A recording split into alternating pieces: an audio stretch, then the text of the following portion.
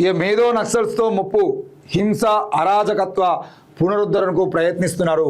నక్సల్ భావజాల పరులను గుర్తించి ఏకాకిని చేయండి. దేశాభివృద్ధిలో యువతను అనుసంధానించాలి. ఎర్రకోటపై నుంచి ప్రధాని మోడీ పిలుపు. మావోయిజం నుంచి దేశం విముక్తి పొందిందని, అయితే మేధోపరమైనటువంటి నక్సలైట్లతో ముప్పు పొంచే ఉన్నదని ప్రధాని మోదీ అన్నారు. అడవుల నుంచి నక్సలైట్లను పూర్తిగా నిర్మూలించి పెద్ద ముప్పు నుంచి దేశాన్ని రక్షించాం. కానీ ఈ భావజాల పరులైనటువంటి నక్సలైట్లు వారికి అనుకూల సమయం కోసం ఎదురు చూస్తున్నారు. ఈ సమాజాన్ని తప్పుదో పట్టించడానికి, హింస అరాచకత్వానికి పునరుద్ధరించడానికి వాళ్ళు ఛాయాశక్తులా ప్రయత్నిస్తున్నారు. ఈ మేధోపరమైన నక్సలైట్లను పౌరులు గుర్తించి వారిని ఏకాకి చేయాలి అని ప్రధాని మోదీ పిలుపునిచ్చారు. అదే సమయంలో ఈ దేశ యువతను దేశాభివృద్ధికి పాటుపడుతున్నటువంటి ప్రధాన స్రవంతితో అనుసంధానం చేయాలని సూచించారు. 80వ స్వతంత్ర దినోత్సవం సందర్భంగా ఢిల్లీలోని ఎర్రకోట మీద నుంచి జాతిని ఉద్దేశించి ఆయన ప్రసంగించారు. ఇది ఉర్దూలో తిరంగా ధరించారా, మోడీ కోట్ ప్యాకెట్ స్క్వేర్పై కాంగ్రెస్ విమర్శలు అని చెప్పేసి, ఇది కాంగ్రెస్ అంటే కాంగ్రెస్ పార్టీ విమర్శించడం కాదు. ఈ జెండా పెట్టినటువంటి వ్యక్తులకు సోయలేదా, పెట్టిన తర్వాత చూసుకున్నటువంటి వ్యక్తికి సోయలేదా అనే విషయాన్ని మేము అడుగుతా ఉన్నాం. ఒక భారతీయ పౌరుడిగా నరేంద్ర మోడీ గారు దేశ ప్రధానిగా ఉండి ఎర్రకోట నుండి మీరు మాట్లాడుతున్న క్రమంలో మీరు నిన్న ఈ ఫోటోలు వైరల్ చేసేదంటే ఫస్ట్ చాలామంది అది ఫేక్ అని చెప్పేసి మాట్లాడారు. తర్వాత ఏమైంది?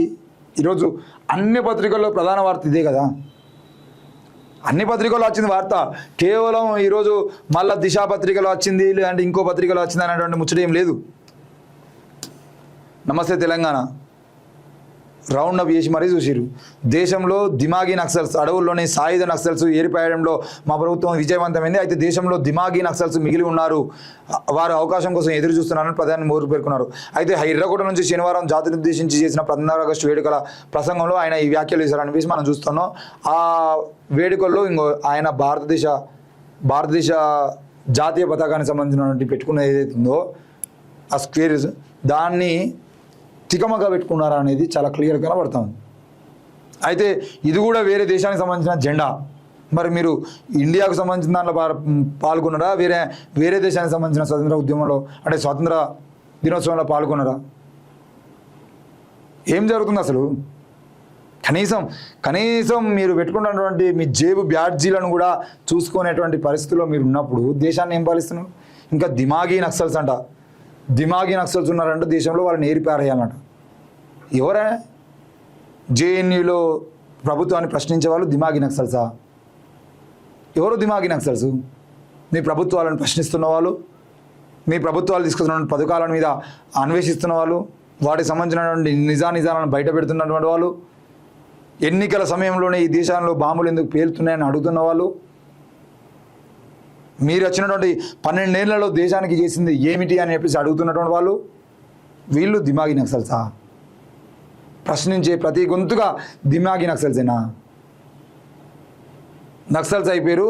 ఇప్పుడు ఇక అర్బన్ నక్సల్ అనేటువంటి పదాన్ని వాడితే సరిగా ఉండలేదు కాబట్టి ఇప్పుడు దిమాగీ నక్సల్స్ పేరుతోనే మాట్లాడేటువంటి ప్రతి వాడు మేధావి అనేటువంటి ప్రతి వాడిని ఇప్పుడు అంటే వాళ్ళు ఒకవేళ కాంగ్రెస్లో ఉన్నా, వాళ్ళు బీఆర్ఎస్లో ఉన్నా, వాళ్ళు స్థానిక పార్టీలో ఉన్నా, ఇక్కడ ఉన్నా కమ్యూనిస్ట్ పార్టీలో. నిన్ననైతే నల్గొండ జిల్లాలో సిపిఐ పార్టీ ఆఫీసో, సిపిఎం పార్టీ ఆఫీసో, ఆ కమ్యూనిస్ట్ పార్టీ ఆఫీస్ సంబంధించినటువంటి ఆఫీసు నుండి పోలీసులు ఏకంగా ఆ పార్టీ నాయకుడిని ఎత్తుకొని పోతున్నారు. పార్టీ ఆఫీసు లోపలికి పోయి అడ్డొస్తున్నటువంటి వాళ్ళందరూ నెట్టుకుంటూ ఒక పార్టీ నాయకుడిని ఎత్తుకొని పోతాను. పార్టీ ఆఫీసుల్లోకి పోయి ఎత్తుకుపోవడం ఏంది? ఇంత దారుణంగా దిగజారుతారా? ఒక దిమాగీ నక్సల్స్ని ప్రజలు ఎందుకు నమ్ముతున్నారు? మిమ్మల్ని ఎందుకు నమ్మట్లేదు? మరి 15 ఆగస్టు వేళ ఎర్రకోట నుండి భయపడి మాట్లాడిరా మీరు ఆ మాటలు? దిమాగీ నక్సల్స్ అంటే భయమా? దిమాగీ నక్సల్స్ని ప్రజలు నమ్ముతున్నారు కాబట్టి మమ్మల్ని నమ్మట్లేదు అనేటువంటి భయమా? ఎందుకు వాళ్ళంటే భయం?